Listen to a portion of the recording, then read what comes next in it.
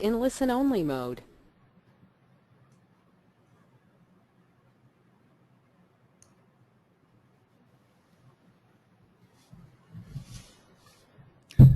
Good afternoon from THINQ Golf. We are live from Scottsdale, Arizona. Good evening to those of you on the East Coast. My name is Tim Suzer, and joining me remotely from Tempe, Arizona, just down the street, is Dr. Debbie Cruz. First of all, thank you for taking the time out of your busy schedule to be with us. We hope you'll find this informative and beneficial to you and your students, your team. Dr. Cruz and I really have one goal tonight, to share some information on how we approach the mental game and talk about certain mental skills we feel are imperative to performance. Our mission at THINQ Golf is to simply provide golfers tools to improve their mental game, improve their cognitive skills and therefore their mental skills for peak performance. So the agenda for the next 30 minutes, we got kind of a short window, but we're going to take you through a short presentation. We love questions. Please just put those into the, if you're new to go to a webinar, just click on the right in the chat feature there where it says type message here, fire some questions that you may have. So as teachers, we wear a lot of hats. This could be helping our golfers with swing mechanics, golf skills, maybe some fitness, biomechanics, nutrition, golf equipment. We're life coaches for a lot of our players, and the list goes on. One of the hats we also wear is in the mental game department. And as you can see, I have kind of a question there, and that's where obviously we're going to talk about tonight. What are you currently doing with your students in the mental game department? Are you currently working with maybe a sports psychologist? Are you taking on that role yourself? What tools do they have available to them to help improve their mental game? We always say here at THINQ, thought does precede motion. So it only makes sense that what we put into our mind will affect the outcome. You can hit countless golf balls, dig it out of the dirt. You can do countless drills. But if the brain isn't in a coherent state, for overall performance is going to be affected. We surveyed, and surveying single-digit handicap golfers, they believe golf performance to be on an average 75% mental. And actually, the lower the handicap, if you get into scratch golfers of the plus, they actually goes up to 80, 85, 90%. But they also admit they spend very little time practicing the mental game. Less than 10% of the time working on it. So our natural question asking these golfers, why they spend little time on the mental game, the answer is always similar. How do I do that? Where do I do that? How often? So again, back to the tools that we have available to us. Reading books, meeting with sports psychologists, listening to audiobooks, watching DVDs, attending seminars, are all great tools, but how are they applied? What is the practical application? How do players take that to the golf course? How do we make it part of our autonomic system, our subconscious when it counts, versus maybe just a short-term memory or a mental game tip we try to implement in our next round? The mental game is something we often go into denial with. We believe we want to go to our swing, we want to go to maybe our body wasn't feeling right, or our fitness or our equipment.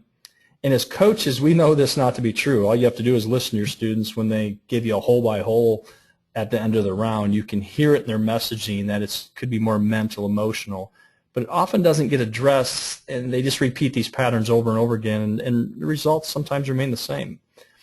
When we learn a new golf drill or a new exercise, we rely on repetition to create a new program.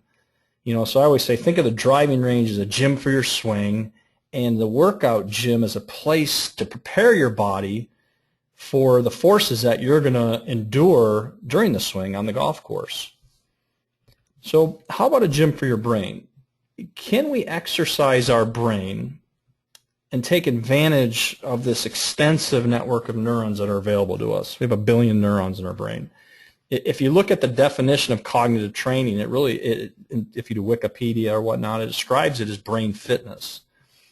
There's neuroscience. It really has evolved a lot in the last couple of decades. Mainly due to technology. Brain game websites are popping up. People are improving cognitively their brain. Companies like Lumosity, FitBrain, Brain Metrics. Neuroscientists have discovered neuroplasticity, and that's only a couple decades, 20, 25 years old. The ability of the brain to grow and adapt at a level that we never knew was possible.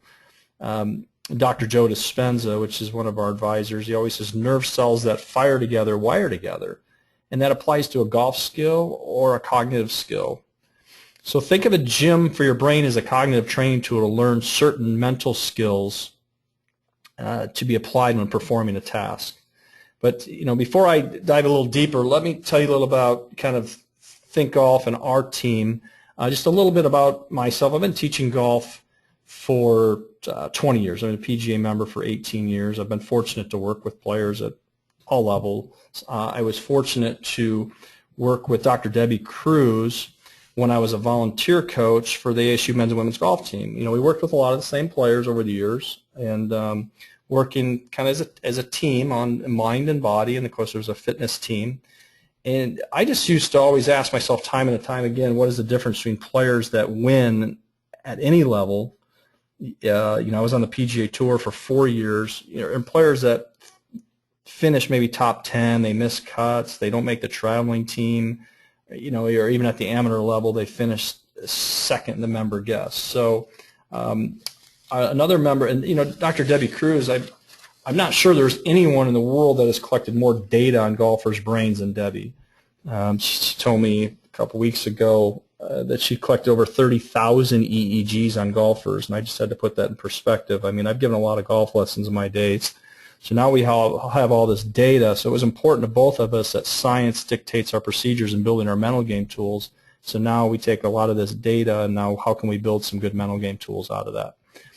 Dr. Joe Dispenza, Wealth of Information, How to Create Change. His book, Breaking the Habit of Being Yourself, is a must-read. After all, what is the goal? We're hardwired in our patterns, and we're trying to improve performance. We must break old patterns and create new ones. This is only done through repetition. His latest book, You Are the Placebo, Making Your Mind Matter, is a New York bestseller. So talk about cognitive training, and then we want to get into the website, talk about the games. And so cognitive training. So what is cognitive training? Cognitive training 101. When we think of cognitive training for the brain, I think a lot of times we think about memory or speed or visual processing, logic, reasoning. Cognitive training or mental skills for sports. What are some of the mental skills we need for performance? We've identified 5 skills based off of Dr. Debbie Cruz's book, Golf, Energy, Motion. Awareness, intention, attention, synchronicity, and adaptability. So no particular order, but how do we stay in the present moment? How do we adapt after a poor shot? How do we stay in sync for 18 holes so we aren't fluctuating up and down mentally and physically? What do we pay attention to on the course and when? What does it mean to create an intention? How do we define what it is we want and commit to that for 15 seconds, especially committing to that 1 second before you take the golf club back? How do we manage distractions, or better yet, how do we use those to our advantage? Emotional intelligence, you hear a lot about this. How do you manage your emotions? So I always say athletes need the brain to be ready for action, much like asking your computer to run multiple programs at once. If you're trying to run 2014 software on a PC that is a decade-old processor, the RAM and the video card, it might not be able to perform at the level you need, but the human brain works like hardware and software on a PC. And think of the brain as the hardware and the mind in action as the software. So in performance, when a player is coming down the stretch, maybe 16, 17, 18 in a tournament, there's a lot riding on the performance of the athlete. I can assure you it's not the golf equipment, golf ball, golf swing, or body that's affecting the performance. It's the player that has the hardware that can pull up the mental skills on demand, like software, is when it matters the most.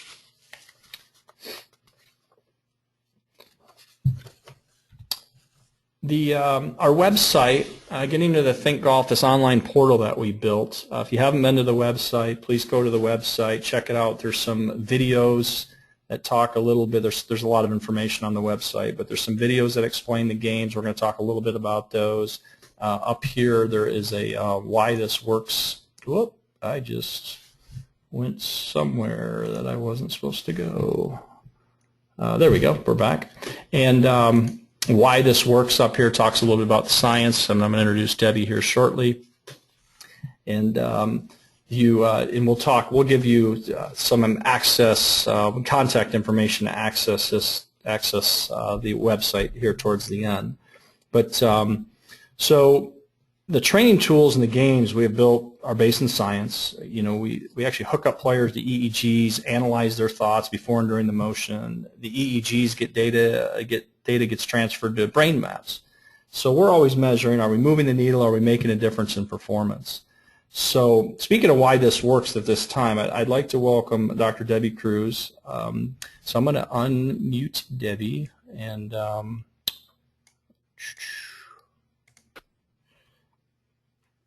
Debbie, can you hear me? Yes, I can, Tim. Okay, great. Debbie, can you, we've coaches on from all over the country here, so could you please share with some of the coaches some insight into the games, how they work, and a little bit on the science behind them? That would be great. Oh, that'd be great, and welcome to all the coaches as well. I'll just give a brief overview. Once we decided on the 5 concepts, the next step was to figure out the measurement, and so we kind of went back to the laboratory and looked at tasks oftentimes that we use to measure whether it's awareness, which is based in mindfulness, or attention, synchronicity, etc. And from those laboratory tasks, then we came up with the ideas for the games, and then the gaming people turn them into games, and then I test them afterwards. And so it was very interesting. I've tested them 2 different ways. One way is to look at just a 10-minute intervention, and the idea behind this is to use it for warm-up. I know going with the teams that, you know, your players have to get to the tournament all at the same time usually, but some of them tee off first and some of them don't tee off for a while. And my thought was that the games would be a great way to warm up your mental skills, you know, before you go to play. So we did 10-minute interventions. We found, you know, with awareness we have increased balance in the brain, which is what we're after when we're looking for good performance. When we did 10 minutes of the attention game, it was significantly reduced the error from the hole. We were doing putting at the time. It was about a 10% decrease compared to the control group. When we looked at 10 minutes worth of synchronicity, we found that there was a significant increase in quality of feel compared to the control group, and intention was real interesting as well. There was a significant decrease, 24% in our centimeter error from the hole, and a 39% increase in the number of putts made. So we've seen some nice results. We did test attention over a 3-week period of time as well, and we found there was an increase in putts made by about 53% compared to the control group that only increased 16%. So we're feeling pretty confident that the games are making a difference in performance. We get a lot of questions about transfer, but really we're training a skill. So it's a skill that'll be used beyond golf, but if you learn to focus your attention, you know, with distraction and changes going on, for example, it will carry over to performance. Thanks, Debbie. And you're currently doing a study right now with the synchronicity game in the yips. That one's not complete, but if you talk a little bit about synchronicity and the anticipation timing and how that game really has, we've had some players that it's really helped with their putting, and why has that been? Do you feel that's been effective? Yeah, anticipation time is really the laboratory task behind synchronicity, and we've measured that. I remember doing it back in the 80s with all the athletes that came in. It's a very important one because it teaches you to synchronize your mind with your body. And so that game, anytime your pace gets off, your tempo gets off, but it would be good to use. It's good for players who tend to get ahead of themselves mentally. They think fast. They're wondering probably about the outcome before they get to the impact, but the game will teach them to synchronize all that. And so we were interested in using it with those with yips because they're having a slight dysfunction in terms of their ability to time their motion, you know, with impact the way they would like to. And so we're in the middle of that study, but it conceptually, it potentially will make a difference, especially those who have more psychological yips. Great, great.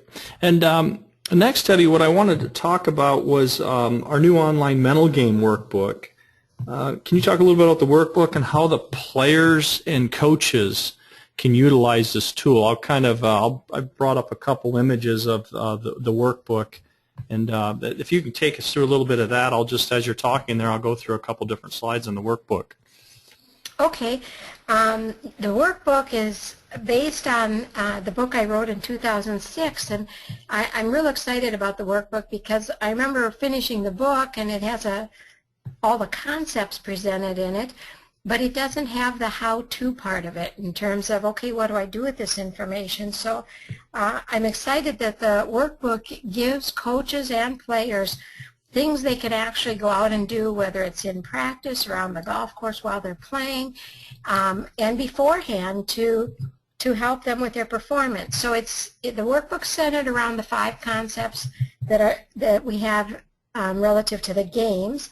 Each concept, for example, attention is up now, I believe. Each of the 5 concepts has 3 parts to it. One is how I think, the second one is how I play, and the third one is going to be how I improve.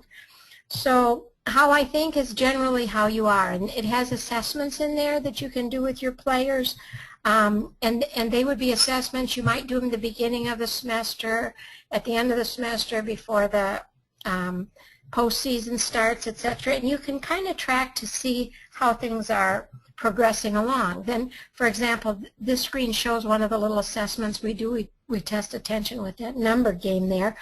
And some of them are more what we would call a state scale. They're going to change a little more often. So there are certainly assessments in there you would want to use. Maybe I would suggest before a practice versus before playing versus before a tournament, and see if we can see any differences in their mental state at that time, because those would be good cues for us to help them with their performance. And so the workbook is set up that, you can go front to back, but really you can go in and just use the sections that are most important. And for your players, you're going to get a summary as the coach and the player in terms of what areas they might want to work on most in order to improve their mental game, so they can go into just those areas and do some of the activities that are suggested. A lot of them have numbers to them, which I like, because then you really can track their change over time. Great, great. Yeah, what's exciting is we've got this, like you said, Debbie, it's like, where's the workbook, but now it's electronic. So to be able to email that to your coaches, you can actually share it via social media too, if you wanted to do that. But I think getting it to the coach, and then there's going to be a basically how I improve summary section. And this is something that players they'll go in and out of. And I would think that at the beginning, certainly the beginning of the season, that you would want to use this assessment tool So it's not just a one time. There's going to be about 25, 30 pages to this. It's going to be about 2.5 hours to complete it. But it's a very ongoing process there, to where you want to kind of, like I said, you want to do this maybe it could be once a month, it could be once a quarter, it's just when needed type tool. So this is a little glimpse of the workbook. So a couple other, I do want to try to wrap up on the half hour, because I know it's late back in the East Coast, so we got about 10 minutes, but I wanted to talk about some of the other features in the website. And Debbie, it's okay, I'm getting a little background noise, so I'm going to mute you, and then I want to bring you back in if I have some other questions. But thank you for that summary, Debbie. Thank you. So leaderboards, I believe that it's important that, to test someone's overall golf game, we need to put them in tournament conditions to see how they perform. Same thing applies to mental game training. So when we do have leaderboards, and what we're introducing this month is actually competitions. So players can go ahead and compete. Coaches and players can have their own leaderboard. So you can see how their players are doing. The Q score, for those of you that are new to THINQ, the Q score is basically, if I play the awareness game, that gives me a Q score of 0 to 100. So if I'm 90.25 here, that is out of 100 on a scale of 100. And the Q handicap is your overall mental handicap index, if you will, very much like a USG handicap index. So that's a good snapshot of how's my overall mental game, or how good am I at these various skills of awareness, attention, synchronicity, and intention. We're currently working on the adaptability game, and so we still need to test that, and we hope that we have that out at the beginning of the year. The couple other features in the website. I talked a little bit about the contest. This is going to be kind of neat because you, just like any tournament, there's prizes to be won. So players can actually compete for a variety of prizes. These will be we'll have different tournaments. An 18-hole tournament will be a mix of a lot of different holes. So it'll be a lot of fun. And the webinars. As a member of THINQ, you also get access to webinars similar to the one that you're on right now. The September webinar, for instance, was Threat versus Challenge. It's a 1-hour webinar. If you miss the live webinar, we record them and put them in your locker. So there is a tremendous, we call it your vault, your video vault. There's a tremendous amount of information available to you. Debbie's sharing her 30 years of research with us in this area, and so that's a very valuable tool for coaches and players. And vision board. We built a vision board into the website. It's currently built into the website. It's not built into the app, but I've always said goal setting is everything. You have to have a vision where it is you're going. You need to keep that vision in front of you at all times. So this is more like a long-term plan where, freshman year, I should create a vision board. And where do I want to be? Do I want to make the traveling team? Do I want to play number 1 on my team? Do I want to be All-American? Do I want to make my high school varsity team? Whatever it is, create the vision, put it here, keep it in front of you. Journal, we also have a journal. So my THINQ journal is more of your short term, okay? My swing thoughts, tournament Tucson notes, club fitting session notes. I think a lot of times players, if they really journaled and they looked back at it, they'd start going, boy, I'm doing a lot of the same things over and over again. I'm getting the same results. So it's kind of keeps you accountable in your way. The vision board's there for my goals, my big-time vision, where I'm going, where I'm headed. Your journal is your short-term accountability to make sure, and this could be anything, but I think it's really important that you do. It's no different in keeping a diary. I think it's important to keep in front of you, and we've always had our top players do this. So at this time, I'd like to open it up to some questions. I can switch over to the website if we have a little bit of time. So please, if you have any questions, fire my way. I did have a couple come in that I can cover, and so in some of them I probably came in. I probably answered a couple of these, but I'll just reiterate it. So, what do my players basically get as a member of THINQ, or what is it that they receive? They get access to the games, the games to train the certain mental skills, the cognitive training piece. Those games you can play on within the PC here in a web player, and they're also on Google Play and iTunes, so any Android device or iTunes or Apple device, and so they get access to the games.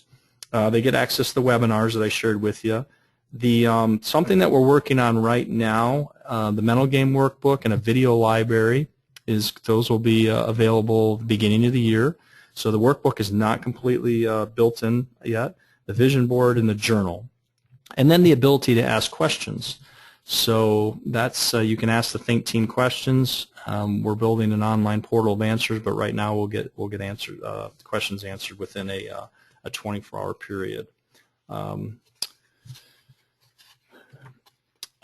Question: do you do private webinars? Yes, we actually in 2015 for teams. This has come up of recent. Is if we want to for a team, the other question that came through is what is the cost? Which I assume that one was coming. For teams, for everybody to have, everybody needs their own individual account, so we can keep their statistics as far as their Q score, Q handicap, everything, their vision board journal. So that I guess that goes without saying, but. So it's $500 for the team for a year.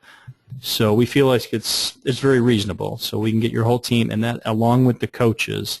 And then if we're going to do private webinars, what we would like to do for 2015 is we would like to do a one-time fee of $1,000 for the year, and that would include 2 private webinars with your teams, and those are going to be 90 minutes in length. So we have basically 2 packages, a $500 package and a $1,000 package. When will you launch the workbook, and what is the cost? Does it come? Okay, the workbook is would be included in that, and we believe that's going to be out the first week of January. We definitely want to be ready by the PGA show, which is the end of January. Let's see if I have any other questions. As far as training, how often should the players play the games? We recommend, I think Debbie talked a little bit about some of our studies, is 10 minutes a day. Perfect world, they would do it before they tee off. But if they're doing it 10, 12, 15 minutes a day, 5, 6 days a week, that's where we've seen the results from, so that's what we would recommend. Question on sports psychologists. We currently have a sports psychologist. How would we implement this? This is just another tool, sports psychologist is great. Keep working, that private one-on-one session, but to have access to something 24/7, we built a lot of tools into this website, and we'll keep adding them. But I would suggest that it's complementing their program very well, because we're actually working on the exact skills. So if it's a player that you kind of sense that they're a little ADD, attention game, and this is where we also want to do education with the coaches and the players through the webinars. You can learn a lot about what these different skills can do, adaptability and synchronicity, etc. So I think this is I think most of the sports psychologists that we've worked with love this tool and are already using it with their players. So as far as getting access to the website, what I would like to do or propose is, if you'd like to learn more about getting your team involved with Think Golf, send us a quick email, thinkteam@thinksports.com, or call us 480-426-0402. In the subject box of the email, Coach's Webinar. We'll have a Think Team member get back with you as soon as possible. And what we'll do is we'll take you through the website, show you all the tools, get you access. We do have a free, there's a free option on our website. When you go and join or download the app, you only get access to 1 game. So please contact us, and we'll get you an account set up for a free 30-day account, so you can go in and try it and ask questions, etc. So I think pretty much finishing on time. Did that, proud of myself there. I'm in sync. So if I don't have any other questions, please contact us, and thank you for your time, and have a great evening. Please let us know how we can help. Thank you.